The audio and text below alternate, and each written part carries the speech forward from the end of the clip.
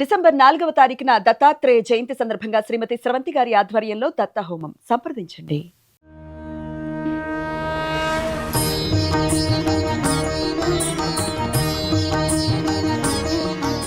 అందరికీ నమస్కారం. శరణాగతి మార్గం కార్యక్రమానికి స్వాగతం. కార్తీక మాసంలో పూజలు, నోములు, వ్రతాలు, దీపాలు అలసిపోయారా? ఇంకా అప్పుడే అలసిపోతే ఎట్లాగా?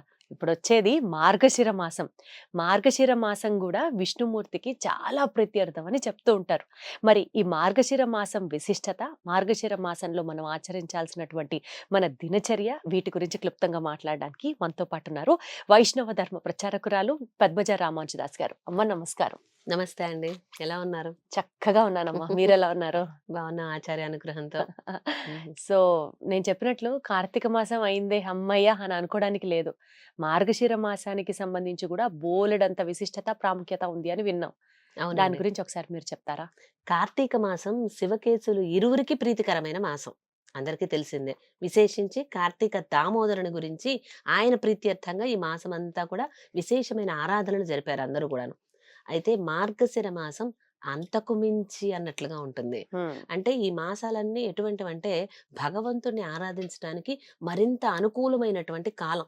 భగవంతుడే స్వయంగా శ్రీకృష్ణ పరమాత్మే భగవద్గీతలో చెప్పాడు, మాసాన మార్గశీర్షోహం అంటూ. మాసాలలో మార్గశిర మాసాన్ని నేనే అంటూ చెప్పాడు.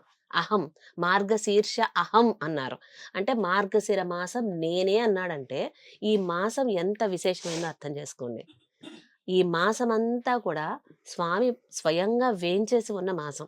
ఎందుకంటే ఉదాహరణకి ఒక రోజులో 24 గంటల్లో తెల్లవారుజామున ఉండేటువంటి బ్రాహ్మీ ముహూర్తం లేదా బ్రహ్మ ముహూర్తం అంటారు. ఈ బ్రహ్మ ముహూర్తం ఏదైతే ఉందో సుమారుగా 4 గంటల సమయంలో అక్కడ సత్వగుణం బాగా ఉద్భుతమవుతూ ఉంటుంది. ఆ సమయంలో ఒక రోజు 24 గంటల్లో తెల్లవారుజామున బ్రహ్మ ముహూర్తం అని పిలువబడుతుంది. సత్వగుణం బాగా ఉద్భుతమవుతూ ఉంటుంది. అలాగే సంవత్సరం మొత్తాన్ని ఒక రోజు అనుకుంటే, ఉదాహరణకి సంవత్సరం 365 రోజుల్ని ఒక రోజు అనుకుంటే, 12 మాసాలని ఒక రోజు అనుకుంటే, ఈ మార్గశిర మాసం బ్రహ్మ ముహూర్తం లాంటిది. అంటే ఈ మాసం అంతా కూడా సత్వగుణం బాగా ఉద్భుతమయ్యేటువంటి కాలం బాగా ఉంటుందన్నమాట. ఇప్పుడు సత్వగుణ సంపన్నుడైన శ్రీమన్నారాయణమూర్తిని ఆశ్రయించడానికి అనువైన కాలం మార్గశిర మాసం. అందుకని ఈ మాసానికి అంత విశేష స్థానం. అసలు ఒక్కొక్క మాసానికి ఆ పేరు ఎందుకు వచ్చిందో మనం చూసాం, గుర్తుండే ఉంటుంది మీకు. చంద్రుడు ఆనాటి ఆ మాసంలో వచ్చే పౌర్ణమి రోజున ఏ నక్షత్రంతో కలిసి ఉంటాడో ఆ నక్షత్రం పేరే మాసానికి. కృతికా నక్షత్రం కాబట్టి కార్తీక మాసం అని అనుకున్నాం. చిత్తా నక్షత్రంతో కలిస్తే చైత్ర మాసం. అలాగే మార్గశిర నక్షత్రంతో కలిస్తే మార్గశిర మాసం. అలా ఈ మార్గశిర మాసం అసలు దాని పేరే వైలక్షణ్యం ఉంది చూడండి. మార్గమునకు శిరం వంటిది, శిరస్సు వంటిది. మార్గ శీర్షము, శీర్షము అంటే శిరస్థానం. ఇప్పుడు చూడండి, మనిషి యొక్క ఇంత శరీరంలో ఉత్తమాంగం ఏది అంటే శిరస్సు అని చెప్తారు. ఉత్తమాంగం శిరస్సు, అన్ని అంగాలలోకెల్లా. శ్రీనివాసుడికి వస్త్ర సమర్పణ అని ఒక ఆర్జిత సేవ ఉంటుంది. ఆ తీసుకొచ్చేటువంటి వస్త్రము స్వామికి సమర్పించేది. తీసుకొచ్చేటువంటి వాళ్ళు మగవాళ్ళు ఉత్తమాంగమైన శిరస్సు మీద ధరించి తీసుకుని వెళ్ళి స్వామికి సమర్పిస్తారు. మోసుకుంటూ ఇలా తీసుకుని వెళ్తారు ప్రదక్షిణ ప్రాకారంలో నుంచి. ఆ విధంగా ఆనంద నిలయంలోకి వెళ్ళి స్వామికి సమర్పిస్తారు. అలాగే మాలలు సమర్పించడం కూడా శ్రీనివాసుడికి ఉత్తమాంగమైన శిరస్సు మీదే బుట్టల్లో ఆ దండలన్నీ పెట్టుకొని మాలలు తీసుకువెళ్ళి సమర్పిస్తారు. అంటే మనిషి శరీరంలో ఉత్తమమైన అంగం ఏదైతే ఉందో అది శిరస్సు. అంటే శిరస్థానం ఉత్తమమైంది. అలాగే మార్గములన్నిట్లోకెల్లా కూడా శిరస్థానం ఉత్తమమైనటువంటిది ఏమిటంటే మార్గశీర్ష మాసం. ఏ మార్గం? భగవంతుడిని చేరుకునేటువంటి మార్గం. భగవంతుడిని చేరుకోవటానికి అనేక మార్గాలు ఉన్నాయి మనకి. కర్మయోగం, జ్ఞానయోగం, భక్తి యోగం, అవతార రహస్య జ్ఞాన యోగం. భగవద్గీతలో గీతాచార్యుడు చెప్పాడు ఇవన్నీ కూడాను. ఏ మార్గం పట్టుకున్నా స్వామిని చేరుకోవచ్చు. అయితే అవన్నీ కూడా దుర్లభమైనటువంటివి, చాలా కష్టంతో కూడుకున్నటువంటివి. కర్మయోగం అనుకోండి, నిత్యము కర్మని ఆచరిస్తూ ఉండాలి. మనం ఏ పని చేసినా భగవన్ నివేదితంగా మనం చేసుకుంటూ వెళ్ళాలి. నేను, నాది, నా కొరకు 3 వదిలిపెట్టి చేయాలి కర్మ. అప్పుడు కర్మ యోగం అనిపించుకుంటుంది అది. ఇక జ్ఞానయోగం అంటే భగవత్ వైభవాన్ని తెలియజేసేటువంటి అనంతమైన వాంగ్మయం ఉంది.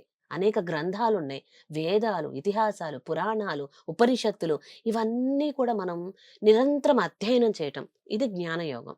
ఇంకొకటి కర్మయోగం, జ్ఞానయోగం, భక్తి యోగం. భక్తి అంటే అనుస్మరణ. ఒక్కసారి స్మరించి ఊరుకుంటే సరిపోదు. నిత్యము భగవంతుని గురించి అనుస్మరణ సాగుతూ ఉండాలి. అది భక్తి యోగం. వీటన్నిటి పరిణామం ఏమిటి అంటే భగవంతుడిని చేరుకోవటం. ఇవన్నీ భగవంతుడిని ఆశ్రయించడానికి ఉన్నటువంటి మార్గాలు.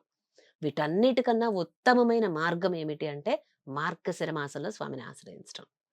ఆయనే స్వయంగా నేనే ఈ మాసం అన్నాడంటే, ఈ మాసంలో ఆ సత్వగుణ సంపన్నుడైన శ్రీమన్నారాయణమూర్తిని మనం ఆశ్రయిస్తే ఇంకా విశేషమైనటువంటి ఫలితం. వెంటనే ఆశ్రయణ ఫలిస్తుంది. ప్రత్యేకంగా ఈ మాసంలో మనం చేయవలసినటువంటి కార్యాలు గాని, ఉమ్. మనం ఆచరించాల్సినటువంటి పూజలు గాని ఏమన్నా ఉంటాయా?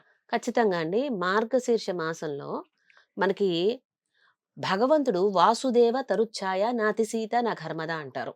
అంటే వాసుదేవుడు అతి ఉష్ణంగానూ ఉండడు, అలానే అతి శీతలంగానూ ఉండడు. వాసుదేవుడు అనేటువంటి ఒక వృక్షపు నీడని అంటే స్వామిని మనం ఆశ్రయిస్తే మన తాపత్రయాలన్నీ పోగొడతాడు. ఆధ్యాత్మిక, ఆది దైవిక, ఆది భౌతిక అని త్రివిధ తాపాలని పోగొడతాడు. అలాగే మనం బాగా చలిగా ఉన్నప్పుడు వేడిని ఇస్తాడు. చెట్టు నీడ చూడండి, ఉదాహరణకి ఒక చెట్టు కిందకి వెళ్ళామంటే చలిగా ఉన్నప్పుడు వేడిని ఇస్తుంది, బాగా వేడిగా ఉన్నప్పుడు చల్లదనాన్ని ఇస్తుంది మిట్ట మధ్యాహ్నం వేళప్పుడు. చెట్టు నీడ ఎలా అయితే మనకి రెండు రకాలుగా ఉంటుందో స్వామి నీడ కూడా అలాగే ఉంటుంది.